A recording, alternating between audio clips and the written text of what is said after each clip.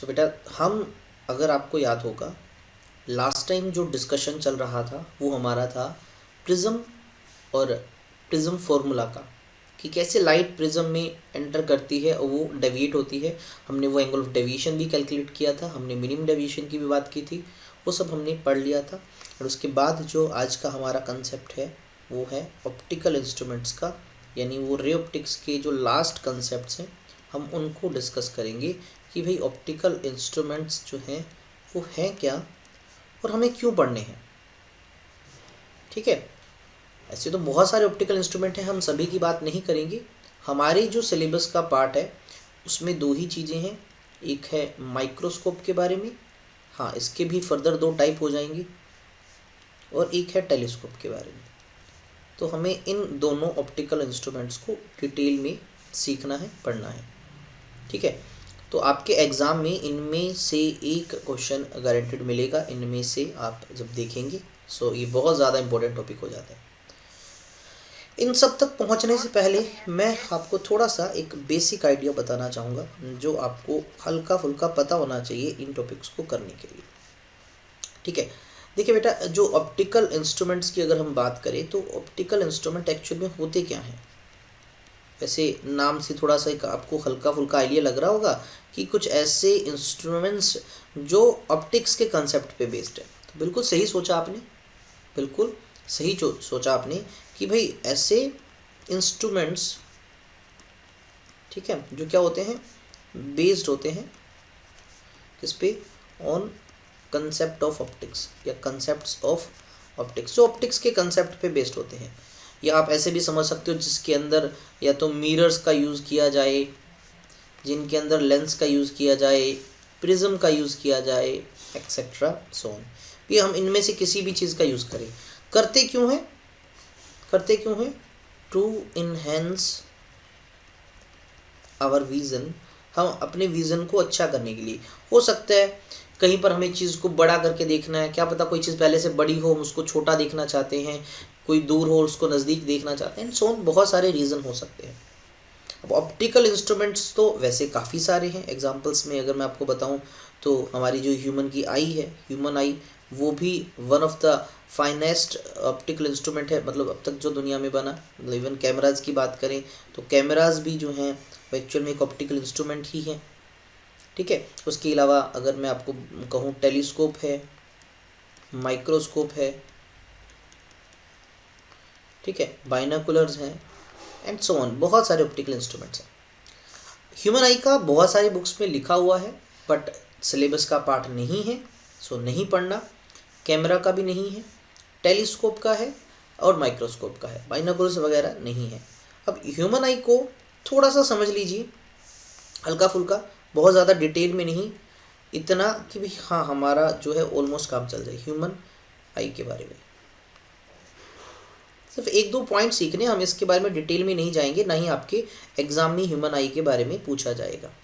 ठीक है, तो हमारी इंसानों की जो आइज़ की हम बात करें तो ऑलमोस्ट उसका जो शेप है ऑलमोस्ट वो एक स्फीयर के जैसा सा ही समझ सकते हो।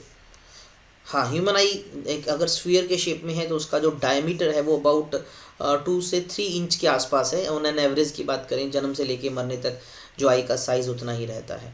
ठीक है, आपको पता होगा आगे फ्रंट लेयर कॉर्निया होती है जहाँ से लाइट एंटर करती है, और फ्रंट साइड में यहाँ पर जस्ट उसके बाद एक लेंस लगा होता है। तो मैं जस्ट उस लेंस को ही दिखा रहा हूँ। ह्यूमन आई के अंदर बेटा ये जो लेंस होता है कन्वेक्स लेंस ही होता है, ये फ्लेक्सिबल होता है, जिसकी फोकल लेंथ एडजस्टेबल होती है। क्या कि जो फोकल लेंथ है एफ किसकी, ऑफ ह्यूमन आई, वो एडजस्टेबल है, उसको कम ज़्यादा किया जा सकता है। कौन करता है, बाय सिलेरी मसल्स, इनको मसल्स होल्ड करके रखती है जिनको सिलेरी मसल्स कहते हैं, वो इसको एडजस्ट करती है। क्यों एडजस्ट करती है, so that image always form on retina, image always form on retina, image हमेशा रेटिना पे बन सके। ये जो सबसे अंदर यहाँ पर जो लेयर है ना, इनर लेयर, जो फोटो सेंसिटिव है, या मैं बोल सकता हूँ कि ह्यूमन आई के अंदर जहाँ इमेज बनेगी बेटा वो ये रेटिना लेयर ही है। तो इस रेटिना पे इमेज बन सके हर बार, क्योंकि यार वी हमेशा फिक्स होना है हमारा, इसलिए इस ह्यूमन आई के अंदर फोकल लेंथ जो है लेंस की उसको कम ज़्यादा किया जा सकता है। हर बार इमेज जो है आपको रेटिना पे ही ऑब्टेन होगी, है ना। देखिए यू जो है यानी ऑब्जेक्ट हमारी आंख के यहाँ भी ऑब्जेक्ट हो सकता है, यहाँ भी हो सकता है। यू जो वो वेरिएबल है भाई, कितना भी हो सकता है। वी जो है वो फिक्स है, क्योंकि ऑलवेज रेटिना पे बनेगा, इमेज ऑलवेज ऑन रेटिना बनेगा, ठीक है। तो इसी चीज़ को रखने के लिए एफ जो है वो भी क्या होता है बेटा, वेरिएबल होता है, ठीक है ना। फोकल लेंथ भी वेरिएबल होती है। कौन करता है, मैंने बताया ये करता है सिलेरी मसल्स, ये सिलेरी मसल्स का काम है। अब करता क्या है सिलेरी मसल्स इनके साथ, तो वो देखें। तो मैं आपको बताऊं, अगर हम बात करें सिलेरी मसल्स की, देखिए बेटा ये भी एग्जाम में नहीं पूछा जाएगा, लेकिन ये थोड़ा सा आपको आइडिया होना चाहिए कि सिलेरी मसल्स दो काम करती हैं, या तो ये बेटा रिलैक्स रहती हैं या ये कॉन्ट्रैक्ट होती हैं। जब ये कॉन्ट्रैक्ट होती हैं तो ये लेंस को, ये जो लेंस होता है उसको क्या बना देती हैं बेटा, ये लेंस को थिक बना देती हैं। और जब ये रिलैक्स होती हैं तब ये ह्यूमन आई के अंदर जो लेंस है उसको थिन बना देती हैं। अब थिन या थिक होने से होगा क्या, जब लेंस थिन हो जाता है तो उसकी जो फोकल लेंथ है वो इंक्रीज़ हो जाती है, और जब लेंस थिक हो जाता है बेटा तो उसकी फोकल लेंथ डिक्रीज़ हो जाती है। फोकल लेंथ इंक्रीज़ करने का मतलब वो क्या करना चाहता है, टू सी डिस्टिंक्ट नहीं बोलूँगा, डिस्टेंट का मतलब जो दूर चीज़ें हैं, डिस्टेंट ऑब्जेक्ट्स भी दूर की चीज़ों को देखने के लिए ये काम किया जाता है। और फोकल लेंथ को कम किया जाता है to see nearby objects, नज़दीक की चीज़ों को देखने के लिए, नियर बाय ऑब्जेक्ट्स। तो कुल मिला के समझ जाओ भी, हमारी सिलेरी जो मसल्स है वो लेंस को थिन या थिक करती है ताकि हम पास की भी चीज़ें देख पाएँ, हम दूर की भी देख पाएँ। पास कितना और दूर कितना वो भी हमें समझना है ना, भी नज़दीक से नज़दीक कितना और दूर से दूर कितना। तो अगर मैं आपको यही बता दूं इसी के अंदर, तो नज़दीक की जब बात आएगी बेटा, नज़दीक की बात आएगी और दूर की जब बात आएगी, तो हमारी ह्यूमन आई, एक मिनट,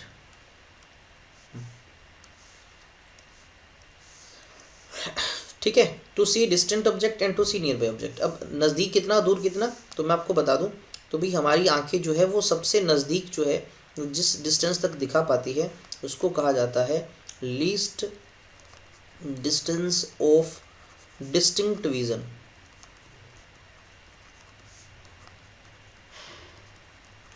इस डिस्टेंस को डी से भी लिख देते हैं। एक्चुअल में होता क्या है कि एक human eye without any stress या without any strain on ciliary muscles, आप अगर हमारी आँख से किसी ऑब्जेक्ट को 25 सेंटीमीटर तक रखते हो, ये वो डिस्टेंस है डी जहाँ तक एकदम से चीज़ें क्लियर है, मतलब इसके बाद से चीज़ें क्लियर है, इसके नज़दीक साफ नहीं होगा, ये वो कम से कम डिस्टेंस है। इसके बाद देखिए अगर जो इमेज जो है, सॉरी मैं लिखना चाहूँगा, अगर बेटा मैं आपसे बोल दूँ कि अगर जो ऑब्जेक्ट का जो डिस्टेंस है वो ज़्यादा है डी से, तो क्लियर दिखेगी इमेज, एकदम से डिस्टिंक्ट का मतलब होता है विज़न एकदम से साफ सुथरा। और अगर ऑब्जेक्ट जो है वो इस डिस्टेंस से कम पे है तो इमेज जो है वो बेटा ब्लर होने लग जाएगी, और प्लस आई पे जो है वो स्टेन पड़ेगा, काफ़ी ज़्यादा दर्द होने लग जाएगा। यानी 25 सेंटीमीटर, ये इसकी वैल्यू बेटा 25 सेंटीमीटर होती है, जो डी होती है ना इसकी वैल्यू कितनी होती है 25 सेंटीमीटर। कि 25 सेंटीमीटर पे अगर कोई ऑब्जेक्ट को रख देना हम आँख के आगे, कोई दिक्कत नहीं है, एकदम से सही रहेगा, आंखों को कोई दर्द भी नहीं होगा और एकदम से अच्छी चीज़ दिखती रहेगी। लेकिन जैसे ही इससे हम दूर लेके जाएंगे तो भी सही दिखेगा अगर विज़न क्लियर है, लेकिन इसके नज़दीक लाने पर गड़बड़ होने लग जाएगी, देख पाओगे, ऐसा नहीं कि तुम अंधे हो जाओगे कि 25 से कम कुछ दिखता नहीं, दिखेगा लेकिन इमेज ब्लर बनेगी, आई को काफ़ी ज़्यादा स्टेन यानी पेन महसूस होने लग जाएगा, ठीक है ना। आपका जो विज़न है ना, जो विज़न है वो क्या होगा, नॉट क्लियर, वो क्लियर नहीं होगा। तो क्लियर विज़न के लिए कम से कम 25 पे हो, 25 के बाद भी चलेगा, कम से कम 25 पे हो। इस डिस्टेंस को least distance of distinct vision कहा जाता है। और ये जो पॉइंट है, ये जो एन है, इस एन को हम बोल देते हैं नियर पॉइंट, नियर पॉइंट है ये एक, लेकिन इसका हमारी आई से जो डिस्टेंस है वो डी से रिप्रेजेंट करते हैं। ये बहुत बार काम आएगा माइक्रोस्कोप और टेलीस्कोप के अंदर, ये word least distance of distinct vision, कम से कम डिस्टेंस जहाँ का विजन क्लियर हो, डी से लिखना है, जो कि 25 सेंटीमीटर होता है। ठीक है, उसी के साथ साथ एक होता है बेटा दूर, भाई ये तो लीस्ट है, तो मैक्सिमम डिस्टेंस कितना होगा। ठीक है, मैक्सिमम डिस्टेंस ऑफ विज़न जो है बेटा वो कितना होता है, तो मैं आपको बताना चाहूँगा, अगर हमारी ह्यूमन आई अगर एकदम से सही है, कोई डिफेक्ट नहीं है उसको, तो हम इंसानों की जो आंखें हैं वो ज़्यादा से ज़्यादा दूर कहाँ से दिखा पाएगी आपको, वो आपको इन्फिनिटी से भी दिखा पाएगी, यानी इन्फिनिटी से जो बेटा रेज आएगी उसको भी वो कन्वर्ज करके रेटिना पे इमेज बना सकता है। ठीक है, तो ये जो मैक्सिमम डिस्टेंस हुआ विजन का, ये कितना होता है बेटा, ये इन्फिनिटी होता है। कितना होता है, इन्फिनिटी। ठीक है, इसको हम फार पॉइंट भी बोल देते हैं। फार पॉइंट एक नॉर्मल इंसान के लिए फार पॉइंट इन्फिनिटी होता है।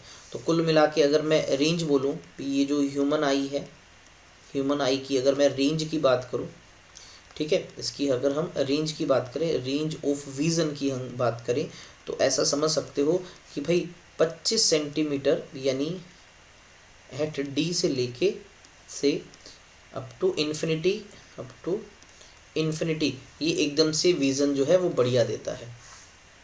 अब क्यों बताया सर, बेटा इसलिए बताया क्योंकि हम जो आगे इंस्ट्रूमेंट पढ़ेंगे उनमें हम हर में दो दो केस देखेंगे। आप जब माइक्रोस्कोप को पढ़ोगे उसमें दो केस होंगे, जब टेलीस्कोप को पढ़ोगे उसमें दो केस होंगे।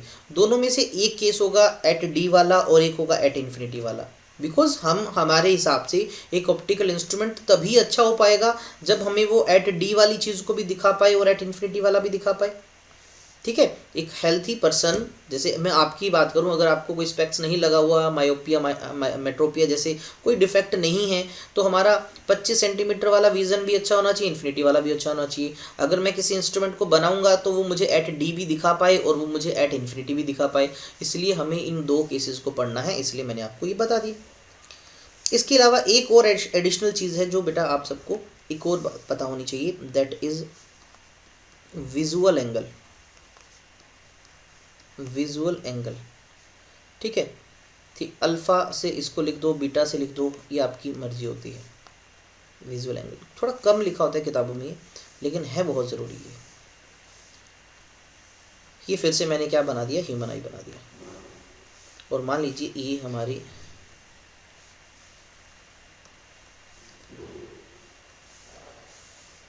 ह्यूमन आई बना दी हमने, और ये मान लीजिए ह्यूमन आई के अंदर इस तरह से बेटा यहाँ पर एक लेंस लगा हुआ है, कॉन्वेक्स लेंस ही होता है, फ्लेक्सिबल आपको जो बताए हुए, और हम इसके अंदर प्रिंसिपल एक्सिस भी बना ही देते हैं। ये मान लीजिए प्रिंसिपल एक्सिस है। ठीक है, अब विजुअल एंगल है क्या भाई, हमारी आंख से ऑब्जेक्ट कहीं भी रखा हो सकता है। मैं अगर आपसे जनरल से एक सवाल पूछता हूँ, मान लो एक कोई ऑब्जेक्ट है वो यहाँ पर है, इस जगह पर, ये कोई ऑब्जेक्ट है ए बी, ठीक है, ऑब्जेक्ट है ये यहाँ पर रखा हुआ है। तो मैंने एक चीज़ चेक की, भाई चलो ठीक है, ऑब्जेक्ट मैंने यहाँ पर रख दिया, तो ये मेरी आई के साथ कितना एंगल बना रहा है। तो मैंने क्या किया, यहाँ के इसके टॉप पॉइंट से मैंने ये ऑप्टिकल सेंटर तक ऐसे एक रे बनाई, उसको पीछे भी ले जाओ कोई फ़र्क नहीं पड़ेगा, यहाँ तक जब मैं उसको पीछे ले गया तो मैंने यहाँ पर एक खास बात देखी, भाई ये जो ऑब्जेक्ट है इसने मेरी आई के साथ यहाँ पर ये जो एंगल बनाया ना ये, और यहाँ पर पीछे देखूँ ये वाला एंगल, इसकी वजह से इतनी ये क्या बनेगी, रेटिना पे इमेज बनेगी। तो ये जो आप एंगल देख रहे हो ना बेटा, ये इसी को कहा जाता है विजुअल एंगल। कोई ऑब्जेक्ट हमारी आई के साथ कितना एंगल बनाता है, एंगल सबटेंडेड मतलब बनाना, by any object with eye. ठीक है, आंख के साथ वो कितना एंगल बना रहा है, दैट इज विजुअल एंगल। अच्छा, ये जितना विजुअल एंगल ज़्यादा होगा, विजुअल एंगल इसको अल्फा लिख दूं मैं, ये जितना ज़्यादा होगा बेटा ग्रेटर होगा, इससे क्या होगा, उतनी रेटिना पे इमेज बनेगी। साइज ऑफ इमेज जो है ना, इमेज में ए यहाँ गायब हो गया, इमेज ऑन रेटिना बेटा वो उतनी ज़्यादा होगी। तो अगर हम किसी चीज़ को बड़ा देखना चाहते हैं, हम उसकी बड़ी इमेज बनाना चाहते हैं तो एंगल भी बड़ा होना चाहिए।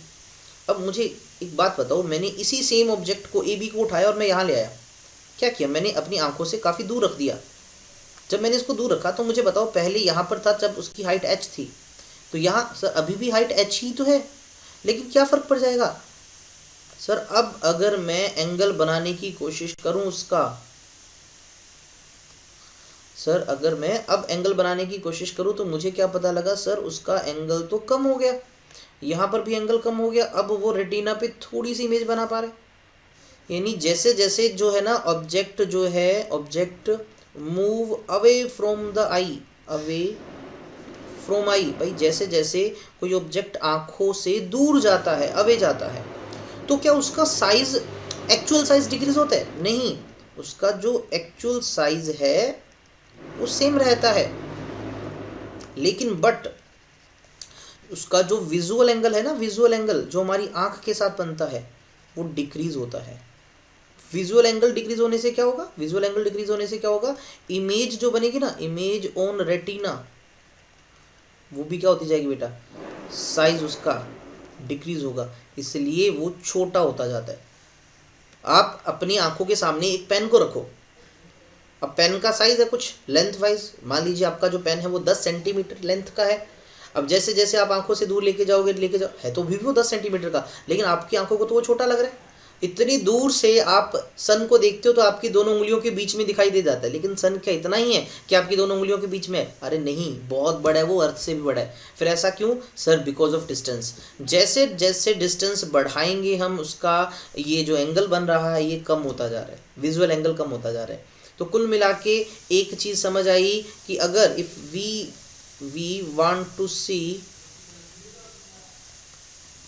लार्जर इमेज, अगर हम उसकी इमेज लार्जर चाहते हैं, ठीक है, ऑफ एनी ऑब्जेक्ट, किसी भी ऑब्जेक्ट की इमेज हमें बड़ी बनानी है, तो हमें क्या करना पड़ेगा बताओ बेटा? हमें करना पड़ेगा, we have to increase visual angle. हमें बेटा विजुअल एंगल को बढ़ाना पड़ेगा। अगर हम किसी तरीके से विजुअल एंगल को बढ़ा देंगे, वो चीज़ बड़ी हो जाएगी, वो चीज़ बड़ी हो जाएगी। अब बहुत सारे बच्चे सोचेंगे सर अगर विजुअल एंगल ही बढ़ाना है तो क्यों ना इस ए बी को उठा के बहुत पास ले यहाँ ले, क्योंकि जब पास ले आएंगे तो एंगल बड़ा हो जाएगा। लेकिन बेटा हम ज़्यादा पास नहीं ला सकते ना, ठीक है ना, हम ऑब्जेक्ट को कहाँ ला सकते हैं? अभी ज़्यादा पास लाएंगे एक और दिक्कत हो जाएगी। अगर डिस्टेंस डी से कम हो गया ना, इफ़ ऑब्जेक्ट डिस्टेंस जो है ना, ऑब्जेक्ट डिस्टेंस अगर बिकम्स क्या हो जाए, लेस देन डी, तो भी दिक्कत है। क्या? इमेज बिकम ब्लरी, भाई इमेज जो है वो ब्लरी हो जाएगी, ब्लर हो जाएगी। आई को साथ में क्या होगा, आई पेन भी स्टार्ट हो जाएगा। ये भी समस्या होगी सर, ज़्यादा नज़दीक नहीं ला सकते, मतलब 25 पे रख दो, 25 पे रख दें, लेकिन मैं चाहता हूँ उससे भी बड़ा दिखे, होगी ना समस्या। तो इन्हीं समस्याओं का समाधान करने के लिए हम बनाएंगे ऑप्टिकल इंस्ट्रूमेंट। तो ऑप्टिकल इंस्ट्रूमेंट जो जनरली होंगे ना, जो हम ऑप्टिकल इंस्ट्रूमेंट अभी पढ़ेंगे बेटा, मैं आपको बता दूं, जो हम ऑप्टिकल इंस्ट्रूमेंट्स अभी पढ़ेंगे उन सब की खास बात क्या होगी कि उन सब ऑप्टिकल इंस्ट्रूमेंट्स के अंदर एक बेसिक आइडिया ये भी होगा, एक बेटा उनका जो बेसिक आइडिया ये भी होगा कि वो सब पता है क्या काम करेंगे, वो विजुअल एंगल को इंक्रीज करवाएंगे। विजुअल एंगल को क्या करवाएंगे, इंक्रीज करवाएंगे। तो हम जो स्टार्टिंग में विजुअल एंगल होगा, इनिशियल जो ऑब्जेक्ट का होगा उसको इनिशियल विजुअल एंगल होगा, उसको हम रिप्रेजेंट करेंगे जनरली अल्फा से, और जो फाइनली लास्ट में हमें मिलेगा इमेज का फाइनल विजुअल एंगल, ठीक है ना, जो इमेज का होगा, आप ऐसे समझ सकते हो, वो हमें बीटा मिलेगा। और हमारी कोशिश रहेगी कि बीटा हमें ज़्यादा मिले अल्फ़ा से, बिकॉज जितना ज़्यादा बीटा मिलेगा उतना ज़्यादा बड़ी इमेज होगी, इमेज का साइज उतना बड़ा होगा। तो हमारा मेन फोकस इसी पे रहेगा कि कैसे अल्फ़ा को बीटा बनाएं, कैसे हम एंगल को बड़ा करें, क्योंकि उसका भी जुगाड़ बताऊँगा बेटा कैसे किया जाता है ये सब कुछ, ठीक है। और इस केस में हम ना डिफाइन करेंगे मैग्नीफाइंग पावर, वो बीटा और अल्फा का रेशा होगा। जैसे सिंपल लेंस में मैग्नीफिकेशन डिफाइन करते थे, height of image to the height of object, यहाँ पर हम एंगल के वाइज बताएंगे। तो चलिए पहला स्टार्ट करते हैं हम हमारा ऑप्टिकल इंस्ट्रूमेंट। ऑप्टिकल इंस्ट्रूमेंट्स के अंदर सबसे पहले नंबर पे जो हमारा ऑप्टिकल इंस्ट्रूमेंट है वो है बेटा माइक्रोस्कोप। स्कोप। अब माइक्रोस्कोप नाम से तो आपको आइडिया लग ही गया होगा भी क्या है माइक्रोस्कोप, काम क्या करता है। बोले सर ये एक ऑप्टिकल इंस्ट्रूमेंट है। माइक्रोस्कोप क्या है? An optical instrument. क्या काम करता है मुझे बताओ? Used to see magnified image of tiny objects. तो कुछ ऐसे समझ सकते हो भी, बहुत छोटी चीज़ें हैं, बहुत छोटी, उसको मैं बड़ा करके देखना चाहता हूँ, उसकी मुझे मैग्नीफाइड इमेज चाहिए, तो भाई इसके लिए मैं क्या यूज़ करूँगा? मैं माइक्रोस्कोप का यूज़ करूँगा। ठीक है, माइक्रोस्कोप का यूज़ करके हम छोटी चीज़ को बड़ा करके देखेंगे। अब बड़ा देखना चाहते हैं तो छोटा, अगर सीधा देखते तो विजुअल एंगल कम बनाता, अब मुझे विजुअल एंगल बढ़ाना है, तो अगर मैं इसके बेसिक प्रिंसिपल की बात करूँ, मतलब इसके पीछे का जो बेसिक आइडिया है, प्रिंसिपल भी लिख सकते हो, प्रिंसिपल तो स्पेसिफाई हम कर ही देंगे। बेसिक आइडिया क्या होगा बताओ ज़रा बेटा, कोई बच्चा गैस करना चाहिए, बेसिक आइडिया क्या होगा इसका?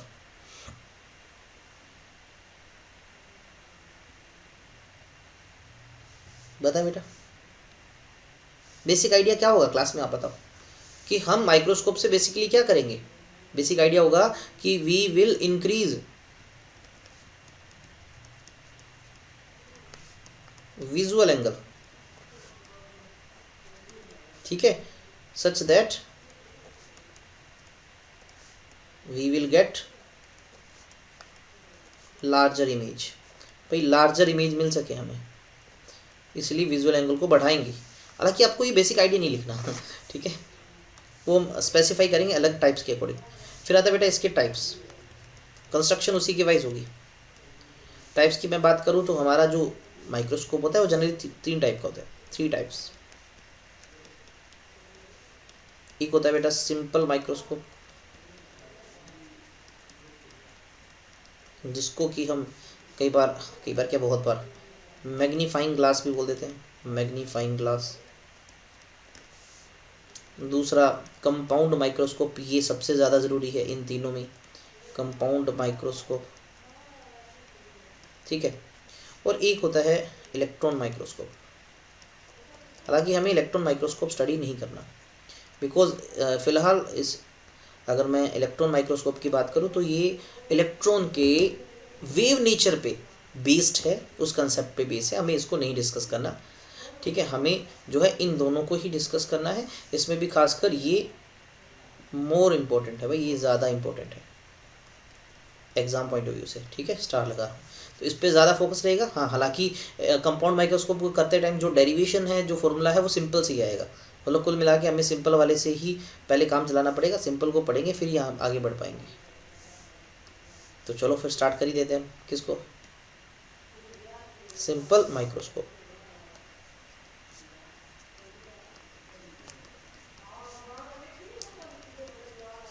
सिंपल माइक्रोस्कोप, ठीक है, जिसको मैग्नीफाइंग ग्लास भी काम है। तो डेफिनेशन की बात करें तो डेफिनेशन में बेटा वही सेम कहानी, क्या भी एक ऑप्टिकल इंस्ट्रूमेंट है जिसका यूज़ किया जाएगा मैग्नीफाइड इमेज देखने के लिए किसी भी छोटे ऑब्जेक्ट की, वही सेम। ठीक है, क्या optical instrument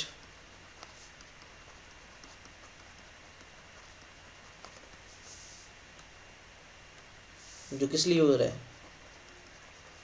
which is used to see magnified image, ठीक है, किसकी? ऑफ टीनी ऑब्जेक्ट्स की। मतलब वही पुरानी कहानी जो सिंपल वाले में लिखा था, इसके अंदर भी वही चिपका दिया। फिर आती भी ये बना कैसे, कंस्ट्रक्शन की बात करें सर, मतलब इसमें कितनी चीज़ें लगी हुई हैं, क्या क्या है। मैंने कहा बहुत सिंपल है कंस्ट्रक्शन वाइज देखो तो।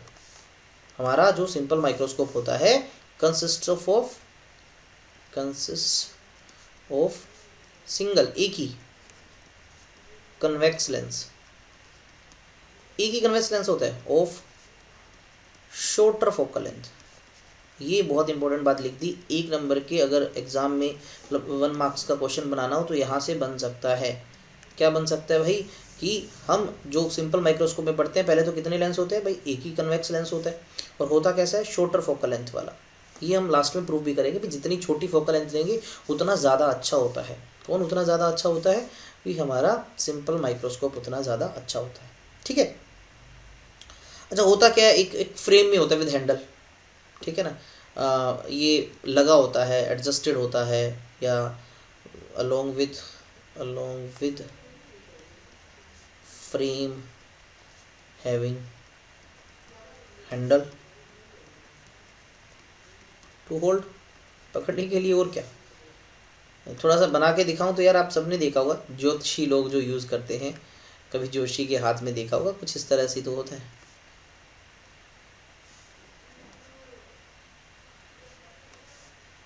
इस तरह से बना दिया, एक नीचे हैंडल सा लगा होता है बेटा होल्ड करने के लिए, ठीक है।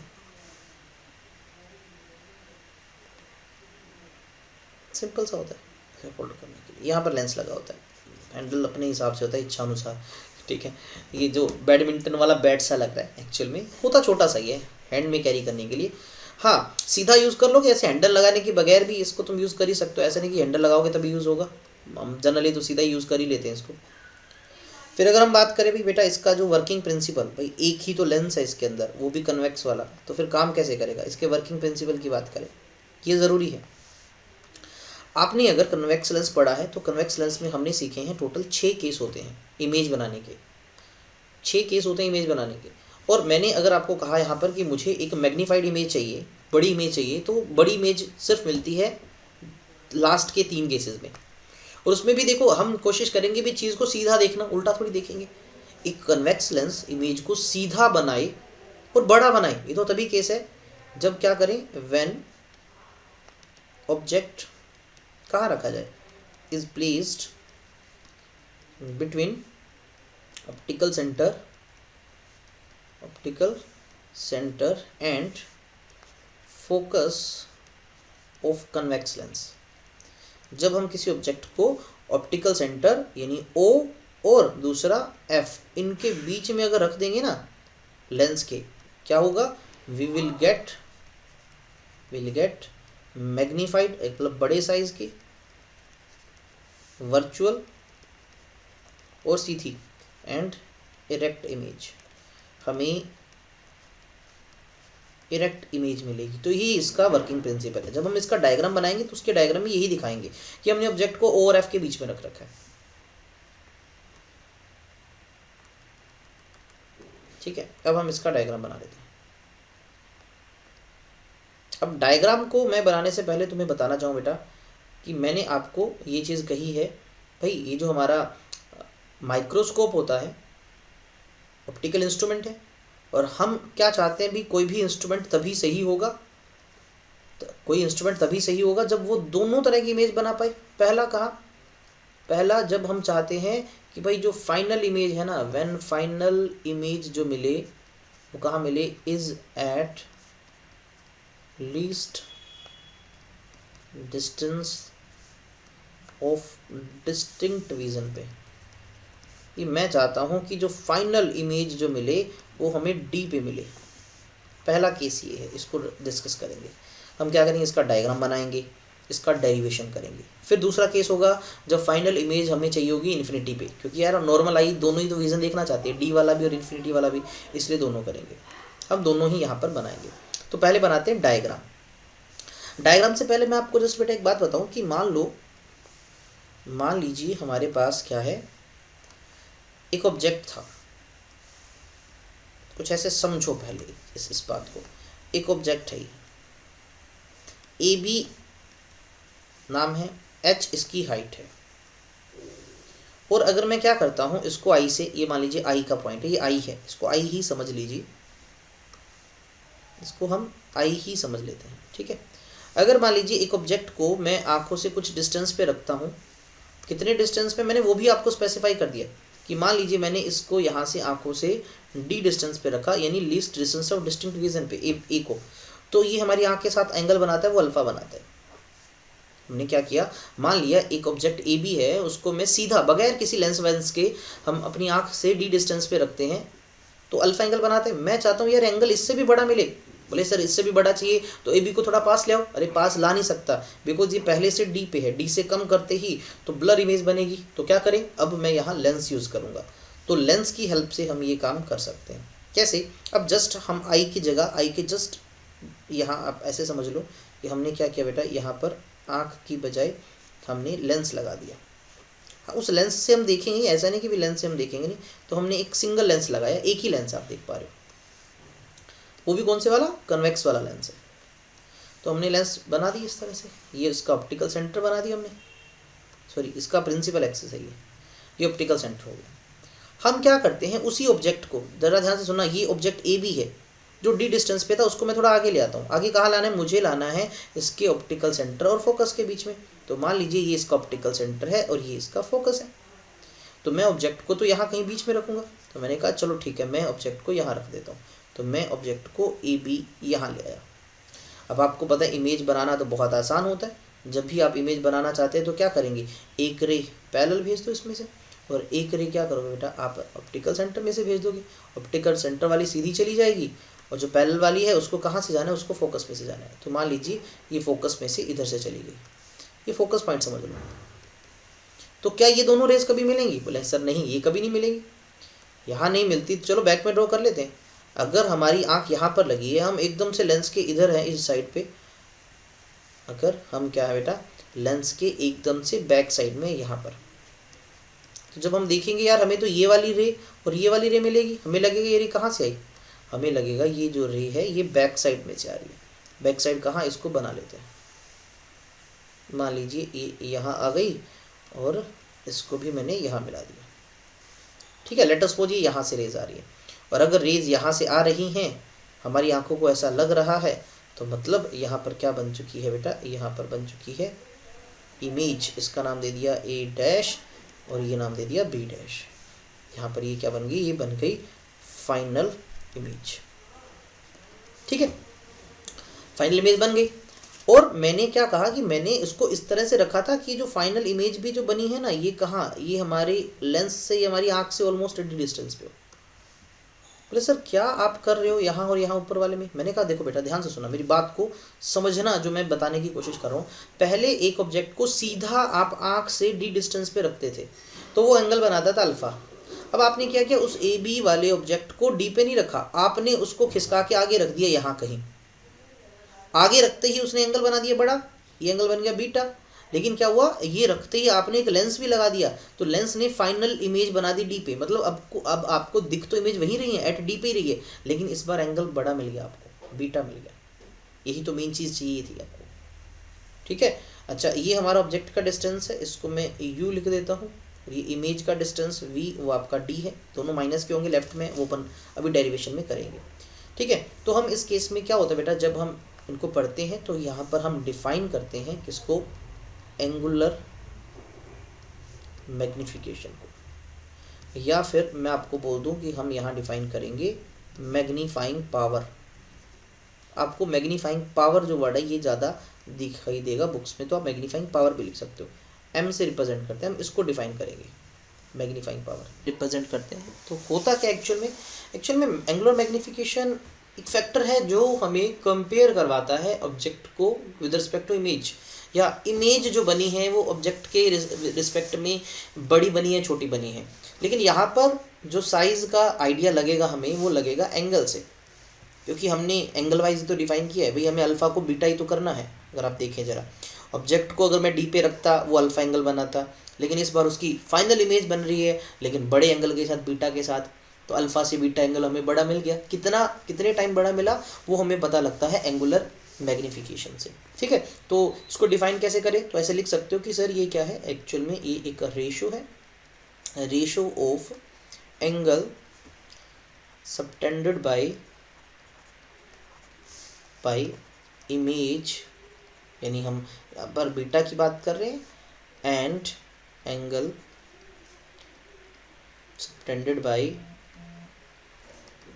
ऑब्जेक्ट, यानी हम यहाँ पर अल्फ़ा की बात कर रहे हैं, विद आई, भी एंगल ये आई के साथ है, हम ओ पॉइंट से मेज़र कर रहे हैं। कब, जब दोनों कहाँ हों, when both are at least distance of distinct vision, least distance of distinct vision, जब दोनों डिस्टिंक्ट विजन वाले पॉइंट पे हों। तो जो m का फॉर्मूला बना हमारे पास वो क्या बना, बीटा बाई अल्फ़ा, इसी से पता लगेगा हमें। अब आपको पता है कि हम इन सब केसेस में एक बात तो कॉमन कर ही रहे हैं कि एंगल्स बहुत छोटे हैं, एंगल्स बहुत छोटे हैं। तो क्या मैं इसको बीटा को टेंजेंट बीटा लिख दूं और अल्फ़ा को मैं यहाँ टेंजेंट ऑफ अल्फ़ा लिख दूं। अब हमें क्या करना है, हमें इन दोनों की वैल्यूज़ पुट करनी है, किसकी, टेंजेंट अल्फ़ा और टेंजेंट बीटा की। तो मैं क्या करता हूँ भाई, ये पीछे वाला जो डायग्राम है यही हमारे काम का है, क्योंकि यहीं से तो पता लगेगी। तो मैं क्या करता हूँ, इस डायग्राम को यहाँ से कॉपी कर लेता हूँ। तो बेटा ये मान लीजिए मैं डायग्राम को यहाँ इस तरह से ले आता हूँ, थोड़ा छोटा बना के ले आया, इससे काम चल जाएगा हमारा। अब टेंजेंट बीटा और टेंजेंट अल्फ़ा की वैल्यू अगर आप ट्रायंगल में ढूंढें तो आपको आसानी से पता लग जाएगी। जैसे मैं यहाँ पर पहले टेंजेंट ऑफ अल्फ़ा की वैल्यू लिखता हूँ। देखिए टेंजेंट ऑफ अल्फ़ा ये रहा अल्फ़ा आपका एंगल। तो एक्चुअल में ये क्या है, ये है ए बी डिवाइड बाई, या फिर ए बी डैश ऐसे बोल सकते हो ना, क्योंकि ये पॉइंट बी बोल दो या बी डैश बोल दो, सेम ही लिया हमने, ठीक है। तो ए बी बोल रहा हूँ इसको, या आप इसकी डायरेक्ट हाइट की टर्म में लिखना चाहो तो हाइट की टर्म में भी लिख सकते हो। इसकी हाइट को अगर मैं ऑब्जेक्ट की हाइट को एच मान लेता हूँ तो आप एच की टर्म में भी लिख सकते हो। तो मैं एक बार तो ए बी लिख देता हूँ, A B divide by O से लेके बी डैश तक का डिस्टेंस। अब ए बी से बच्चे यहाँ से कंफ्यूज हो सकते हैं, क्योंकि मैंने यही तो ए बी और ये वाला डिस्टेंस कोई फ़र्क थोड़ी है, सेम ही तो है। ऐसे ही अगर मैं टेंजेंट ऑफ बीटा निकालता हूँ तो वो इस छोटे ट्रायंगल से निकाल सकते हो। यहाँ पर देख पा रहे हो A B by O B. अब दोनों की वैल्यूज़ पता लग चुकी हैं, पता लगी है तो दोनों की वैल्यूज़ पुट कर दें। तो m is equals to tangent beta which is A B by O B, ठीक है। और ये डिवाइड में जाएगा तो उसको उल्टा लिख दो, O B dash by A B. तो भाई ए बी से तो ए बी कैंसिल हुआ, तो m की वैल्यू बेटा हमारे पास I O B dash by O B. अब ओ बी डैश क्या है, यहाँ से लेंस से जो ये डिस्टेंस है फाइनल इमेज का वो d है, और वो भी प्लस का या माइनस का d है बिकॉज लेफ्ट में है। और ओ बी है सर ये u, और लेफ्ट में है तो इसको भी माइनस का लिखूँ, तो माइनस से माइनस कैंसिल, m जो आएगा हमारे पास क्या आएगा, d बाई यू आया। तो हमारे पास जो मैग्नीफाइंग पावर का फॉर्मूला बना वो बना d बाई यू। अब यहाँ हम सोचे कि सर ये हमारे पास I think so final formula है और इसी को लिख ले। मैंने कहा बेटा ये फाइनल फॉर्मूला नहीं है, बिकॉज इस फॉर्मूले में आपको d के साथ साथ एक वेरिएबल दिख रहा है u, और u की एग्जैक्ट वैल्यू तो हमें नहीं पता। अब u की वैल्यू हमें यहाँ पुट करनी पड़ेगी। और साथ में जो हमने ये जो लेंस यूज़ किया, इस लेंस का तो कोई यूज़ ही नहीं हो रहा सर, उसकी फोकल लेंथ का क्या, यहाँ पर फॉर्मूले में कहीं पर भी फोकल लेंथ नहीं है, इसलिए मुझे थोड़ा चेंज करना पड़ेगा। तो मैंने क्या किया, मैंने यहाँ पर किया यूज़ लेंस फॉर्मूला। मैंने यहाँ पर लेंस फॉर्मूला यूज़ किया ताकि मैं इस u की यहाँ पर इस u की वैल्यू पुट की जा सके।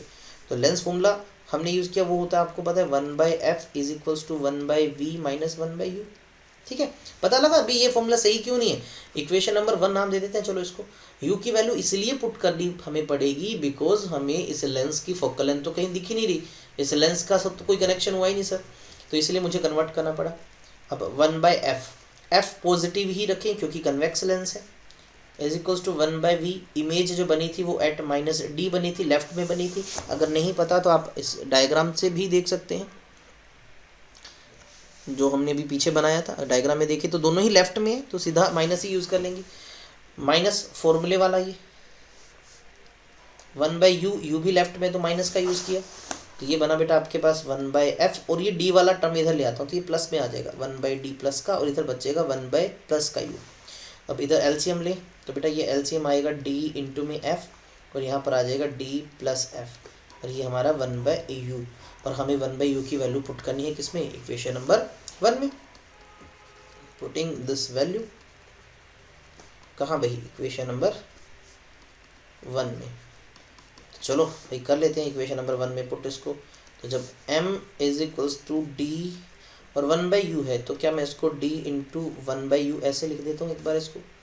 d इंटू 1/u की वैल्यू है क्या, d प्लस f या f प्लस d, बात एक ही है, d बाई f। कुछ कैंसिल वैंसिल हो रहा है, हाँ जी सर, d से d कैंसिल हुआ तो यहाँ पर हमारे पास बचा देखो d by f plus f by f, ये जो 1 बन गया। तो मैं 1 वाले को आगे लिख देता हूँ, पीछे लिखा अच्छा नहीं लगता मुझे, 1 प्लस d बाई f, और ये किसका फॉर्मूला बन गया, m। तो फाइनली हमारे पास फॉर्मूला जो आया m is equals to 1 plus D by F. तो ये जो फॉर्मूला बना ये ही है हमारा किस चीज़ का फॉर्मूला, मैग्नीफिकेशन का फॉर्मूला। ठीक है, this is the required formula, हमें यही चाहिए था रिक्वायर्ड फॉर्मूला। ये फॉर्मूला किसका आया, ये आया मैग्नीफिकेशन का या मैग्नीफाइंग पावर का। एंगुलर मैग्नीफिकेशन बोल दो या इसको मैग्नीफाइंग पावर बोल दो। और किस केस में ये बना, एट डी वाले केस में, जब फाइनल इमेज डी पे बनती है, ये उस केस का फॉर्मूला बना।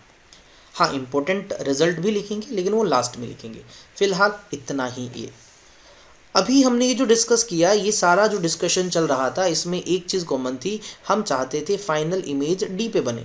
लेकिन एक नॉर्मल इंसान के लिए, एक पर्सन जो है उसका विज़न जो है वो इन्फिनिटी तक होता है, तो हमें इन्फिनिटी वाला भी केस करना है। इसलिए अब हम पढ़ रहे हैं दूसरा केस, कि जब जो फाइनल इमेज है, व्हेन जो फाइनल इमेज जो है वो कहाँ बने, फॉर्म्ड एट इन्फिनिटी।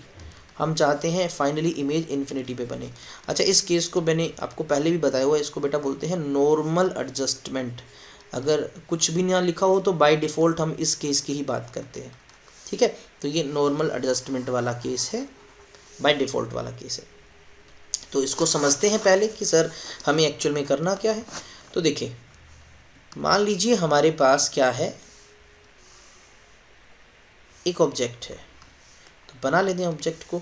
तो लेट अस सपोज ये हमारे पास बेटा कोई ऑब्जेक्ट है, इसका नाम मैंने ए बी रखा, हाइट इसकी वही एच हाइट है इसकी। और हम इसको जब यहाँ आई से देखते हैं, ठीक है, इसको जब हम क्या करते हैं, आँखों से देखते हैं, तो आँखों से देखेंगे तो कुछ एंगल बनाएगा ह्यूमन आई के साथ। तो मान लीजिए यहाँ पर इसने ये जो आप देख पा रहे हो एंगल बनाया, ये अल्फ़ा एंगल है, जिसको विजुअल एंगल बोलते हैं। और ये एंगल कब है, जब ये खुद जो है डी पे रखा हो, यानी एक आप ऑब्जेक्ट को सीधा ही एक ऑब्जेक्ट को डी पे रखते हो हमारी आँख से, वो कुछ अल्फ़ा एंगल बनाती है। तो हमने कोई लेंस वेंस तो यूज़ ही नहीं किया, ये विदाउट लेंस है, हमने ऑब्जेक्ट को जब रखा तो वो कुछ ऐसा सिस्टम बना रहा है।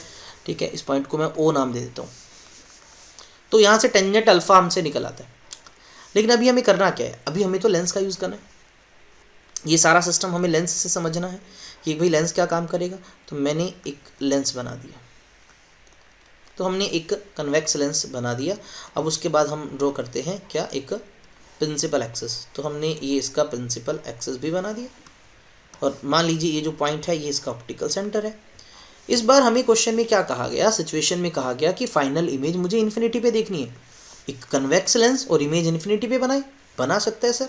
अगर हम एक ऑब्जेक्ट को किसी भी लेंस के फोकस पॉइंट पे रख दें, अगर हम किसी ऑब्जेक्ट को लेंस के कहाँ पर रख दें, फोकस पॉइंट पे रख दें, तो उसकी इमेज इन्फिनिटी पे बन जाती है। तो इस बार यानी हमें जो ऑब्जेक्ट है ना, हमारा ऑब्जेक्ट ए बी, यही सेम जो ऊपर वाले केस में मैं बना रहा था, ए बी किस हाइट वाला, एच हाइट वाला, ये कहाँ रखा, फोकस पे रखा। यानी इसका जो ये जो डिस्टेंस है, इसका ये जो डिस्टेंस है, ये जो यू है, ये एक्चुअल में ये एफ के बराबर है, फोकल लेंथ के बराबर है। लेफ्ट में तो माइनस का हम लास्ट में पुट कर देंगे। ठीक है, तो हमने इस तरह से बना दिया। अब बनाते हैं इसमें से रेस, क्योंकि हमें तो इमेज फॉर्मेशन देखनी है इसकी। तो एक रे हमने मान लीजिए पैरेलल बना दी, दूसरी आपको पता है कहाँ बनाए, हम दूसरी बना देते हैं जो ऑप्टिकल सेंटर में से जा रही है। और ऑप्टिकल सेंटर वाली आपको पता है मुड़ती नहीं, हो तो सीधी चली जाती है, सीधी चलेगी। और दूसरी फोकस में से भेजनी है, तो बेटा ये चलेगी फोकस में से। तो इस तरह से ऑब्जेक्ट से हमने दो ही रेस दिखाई, एक पैरेलल हमेशा फोकस में से होके जाएगी, तो ये फोकस में से होके चली गई। और दूसरी ऑप्टिकल सेंटर वाली वो सीधी चलेगी। और क्या देखने को मिला, ये दोनों रेस तो मिली नहीं। और अगर हम ऐसे बैक में भी ड्रा करेंगे तो यहाँ पर भी नहीं मिलेंगी।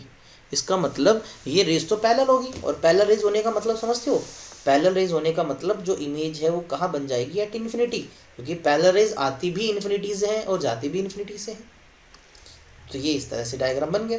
अच्छा, यहाँ पर एंगल बनाए, तो जाने वाली रेस का बेटा एंगल ये है, ठीक है ना, ये एंगल है। तो इसको मैंने नाम दे दिया, ये हमारा एंगल बीटा है। कितना है, बीटा।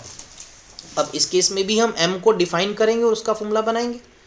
तो पहले मैं m को डिफाइन कर देता हूँ। इस केस में भी हम किसको डिफाइन करते हैं, मैग्नीफाइंग पावर को या एंगुलर मैग्नीफिकेशन को। मैग्नीफाइंग पावर हर केस में अलग से डिफाइन करते हैं। क्यों, क्योंकि बेटा इस बार अब आपको एक कॉमन चीज़ दिख रही है कि हमने जो ऑब्जेक्ट रखा है, ऑब्जेक्ट को तो हमने डी पे रखा हुआ है, लेकिन इमेज डी पे थोड़ी, वो तो इन्फिनिटी पे बन रही है। तो इस बार क्या होगा, ये रेशो तो होगा ही, किसका होगा, रेशो ऑफ एंगल जो किसने बनाया, एंगल जो बनाया सबटेंडेड बाय इमेज जिसको अपन बीटा बोलते हैं, एंगल सबटेंडेड बाय इमेज जिसको अपन बीटा से लिख रहे हैं। कहाँ इमेज तो इन्फिनिटी पे बन रही है, ठीक है, at infinity with angle subtended bye हमारा ऑब्जेक्ट जो कितना एंगल बना रहा है अल्फा, और ये कहाँ पर है, ये एट डी पे है, और एंगल सारे किसके साथ है, विद आई, ठीक है ना। तो इस बार m फिर से डिफाइन तो वही हुआ, बीटा बाई अल्फा ही हुआ, लेकिन इस बार बीटा और अल्फा थोड़े से बदल गए। अब यहाँ पर बीटा और अल्फा की वैल्यू निकालो, तो पहले मैं टेंजेंट अल्फा निकालता हूँ। देखो टेंजेंट अल्फा तो ऊपर वाले डायग्राम से मिल जाएगा, तो परपेंडिकुलर यानी हाइट ही लिख दूँ मैं सीधा इसको, h बाई ये d है, माइनस का d लिखिए तो ज़्यादा बेटर है। ऐसे ही मैं टेंजेंट ऑफ बीटा लिखता हूँ, ये नीचे वाले डायग्राम से आ जाएगा बेटा। इस केस में परपेंडिकुलर h ही है, डिवाइड बाय ये माइनस का u है, या इसको माइनस का f लिख दो। तो यहाँ पर अब दोनों वैल्यूज़ लिख देते हैं, टेंजेंट बीटा की भी और टेंजेंट अल्फा की भी। तो दोनों वैल्यूज़ बेटा मैं इस इक्वेशन में पुट कर देता हूँ। तो हमारे पास जो m आया वो हमें पता है, हमें कब निकलेगा, जब हम टेंजेंट बीटा को टेंजेंट अल्फा से डिवाइड करें। और टेंजेंट बीटा क्या है, टेंजेंट बीटा है सर h बाई माइनस का u, और ये क्या है h बाई माइनस का d। तो कुछ कैंसिल, हाँ जी सर, यहाँ से h कैंसिल हो गया। तो हमारे पास जो फॉर्मूला बना सर वो बना, देखो माइनस से माइनस कैंसिल हो जाएगा, d बाई यू बना। तो ये फॉर्मूला तो सर पीछे वाले केस में भी बन ही रहा था, मैंने कहा बिल्कुल बन रहा था, लेकिन इस बार हमें पता है हेयर इस केस में हमें पता है कि जो u है ना वो f है। भाई माइनस तो पहले लगा दिया था साइन, बार बार मत लगाना। ये u जो है ये फोकल लेंथ के बराबर है, तो ये वैल्यू इसमें पुट कर दीजिए। तो m की जो वैल्यू आई वो आई d बाई एफ। तो इस तरह से हमारे पास जो फाइनली जो है वो फॉर्मूला बन गया इस दूसरे केस में, किसका, मैग्नीफिकेशन का। तो ये है बेटा रिक्वायर्ड फॉर्मूला, ठीक है। कब, जब फाइनली जो इमेज बन रही है वो कहाँ बन रही है बेटा, एट इन्फिनिटी बन रही है, यानी नॉर्मल एडजस्टमेंट के केस में। अब मैं दोनों फॉर्मूलोज को साथ में लिखता हूँ ताकि थोड़ा सा अगर आप उनको कंपेयर कर पाए। ये साथ में इंपॉर्टेंट पॉइंट्स हैं, कुछ रिजल्ट्स हैं जो डायरेक्ट एग्जाम स्पेसिफिक है। देखिए, जब हमने फाइनल इमेज को एट डी बनाया था, और दूसरा बेटा जब हम एट इन्फिनिटी पढ़ रहे हैं, दोनों केसेस में हमने जो m के फॉर्मूलेज बनाए, तो पहले में हमने m का जो फॉर्मूला बनाया वो आया 1 प्लस डी बाई एफ, और दूसरे केस में हमने जो फॉर्मूला बना वो सिंपल डी बाई एफ आया, यानी ये 1 प्लस को गायब कर दिया। एक चीज़ तो ये पता लग रही है।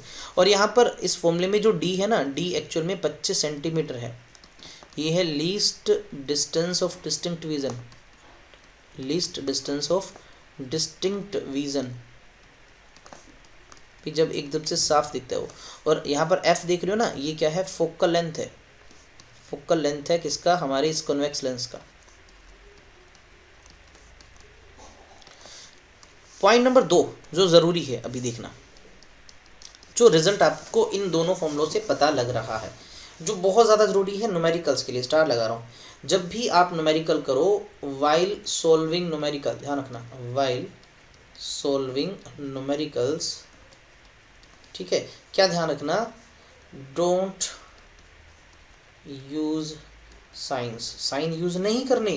क्यों भाई, क्योंकि ऑलरेडी यूज्ड है इन फॉर्मूले में, ऑलरेडी यूज्ड है, ऑलरेडी यूज्ड इन फॉर्मूला, क्योंकि हमने ये जो फॉर्मूला बनाया ही उसी बेस पे है, इसलिए आपको साइन यूज़ नहीं करना। कहीं देखो भी डी को फिर से आप माइनस का 25 लिख के चलो, और ऐसे नहीं, ऐसा कुछ नहीं करना, बिकॉज ये फॉर्मूला पहले से ही साइन पुट करने से ही बना है।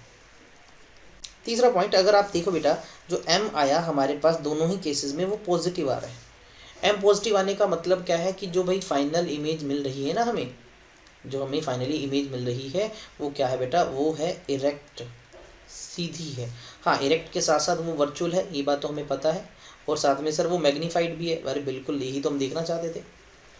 एंड लास्ट पॉइंट, कि अगर आप देखो पहले और दूसरे दोनों फॉर्मूला से देख लो कि जो m की वैल्यू है ये फोकल लेंथ के इन्वर्सली प्रोपोर्शनल है। फोकल लेंथ के इन्वर्सली प्रोपोर्शनल होने का मतलब कि अगर फोकल लेंथ कम है तो हमें m ज़्यादा मिलेगा। कि अगर आप शॉर्ट फोकल लेंथ का लेंस लेते हो, कि आपने जो लेंस यूज़ किया उसकी फोकल लेंथ कम है, तो आपको उतना ज़्यादा m मिलेगा। मैग्नीफाइंग जो पावर है ना, आपको वो ज़्यादा मिलेगी। ठीक है, तो ये फ़ायदा है। तो छोटी फोकल लेंथ वाला लेंस लेके हम लेंस को ज़्यादा मैग्नीफिकेशन पे यूज़ कर सकते हैं, यानी हम उससे ज़्यादा मैग्नीफिकेशन ऑब्टेन कर सकते हैं। तो ये जो केस थे बेटा, ये सारे केस थे हमारे किसके, सिंपल माइक्रोस्कोप के, जिसको हमने मैग्नीफाइंग ग्लास भी देख कहा। तो इस तरह से हमारा ये कंसेप्ट कंप्लीट होता है। अब इसके बाद जो रहेगा वो रहेगा कंपाउंड माइक्रोस्कोप का। बहुत ही शानदार कंसेप्ट है, वो भी इसी तरह से होगा ऑलमोस्ट। और ये जो फॉर्मूले हमने ड्राइव किए ये भी आपको उनमें देखने को मिलेगा, कंपाउंड माइक्रोस्कोप वाले के अंदर भी। तो फिलहाल आज की क्लास में इतना ही, बाकी करेंगे नेक्स्ट क्लास में। तब तक स्टे सेफ, स्टे हैप्पी। जय हिंद, जय भारत। वीडियोज़ अच्छी लगे तो यार शेयर करते रहना दोस्तों के साथ भी, और कमेंट में कुछ अच्छी अच्छी बातें भी ज़रूर लिखना।